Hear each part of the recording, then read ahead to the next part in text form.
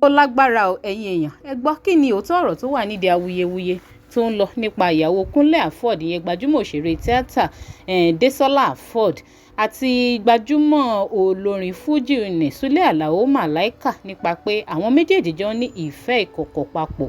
Ṣé irọ́ ni ṣóòótọ́ ni? Ẹ̀yin èèyàn ń jà lè sọ wípé nítorí pé Desola Afod fẹ́ràn láti máa listen sí orin Sule Alao Malaika ní gbogbo ìgbà míì gan a máa ń rí tó máa ń listen sí orin Alao Malaika nínú mọ́tò. Tá a ṣe fọ́nrán yẹn tá a tún gbé sórí ayélujára.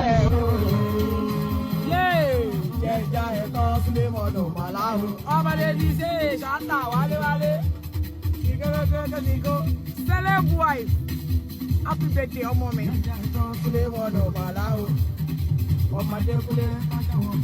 Dédé ilé ayé òsì kíbi tó wà yẹ mọ́. Èrè tara yé sábà. Desola pé kọ́ má jẹ́ mi máa yé mo dẹ̀ tún wá. Ìbí ìgbà lọ́wọ́ kọ́ má bàa fi mí pa.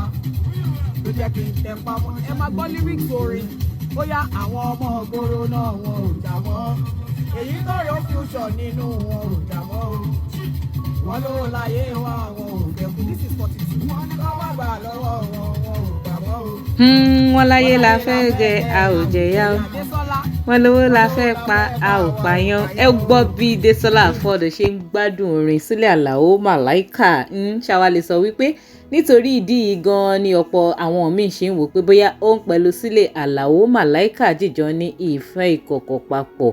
Ẹ̀yin èèyàn, gẹ́gẹ́ bí a ṣe ń rí nínú fọ́nrán fídíò birthday party 42nd tí Desola Afod ṣe yìí, a rí wípé àti Kunle Afod àti Desola Afod aya ẹ̀ pẹ̀lú Sule Alao Malaika gan, a rí wípé wọ́n jọ wà ń bẹ̀ ni, wọ́n jọ ń ṣẹ̀fẹ̀, wọ́n jọ ń tùgbá, wọ́n jọ ń gbádùn ara wọn ni. Eléyìí túmọ̀ sí wípé ọ̀rẹ́ ni wọ́n o, ọ̀rẹ́ làwọn mẹ́tẹ̀ẹ̀ta.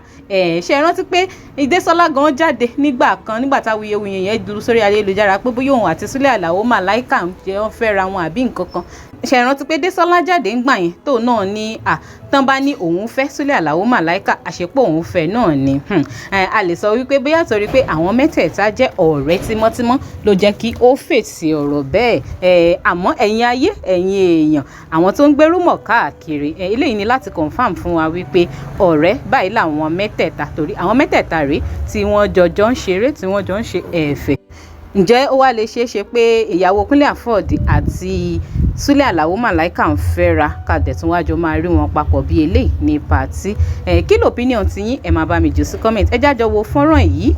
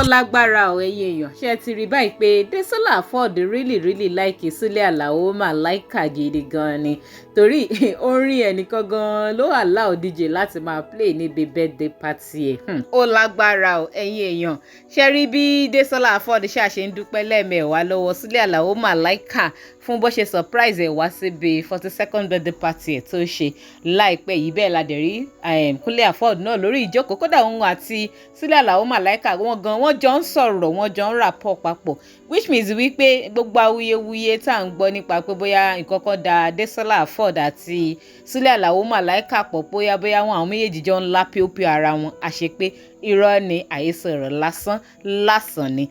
Kí ló opinion ti yín ẹ̀yin èèyàn máa bá mi jù sí comment because gẹ́gẹ́ bá ṣe ń wò nínú fídíò yìí àti ẹ̀rí wípé one biggest fan Sule Alao Malaika òun ni Desola Afod torí níbi pátì yẹn gan kò allow kí wọ́n play another orin Sule Alao Malaika nìkan ló ṣà ń jó sí tó ń tùngbà sí tó dẹ̀ ń enjoy. Kí ni opinion ti yín gẹ́gẹ́ bí mo ṣe sọ ẹ máa bá mi jù sí comment and ẹ má gbàgbé láti máa bá mi follow Digi Naija online tv lórí ayélujára Facebook link tó wà lábẹ́ fídíò yìí máa gbé yín débẹ̀ from there ẹ tún máa gbádùn àwọn ètò wa lọ́lọ́kan òjọ̀kan títí dìgbà míì ire o.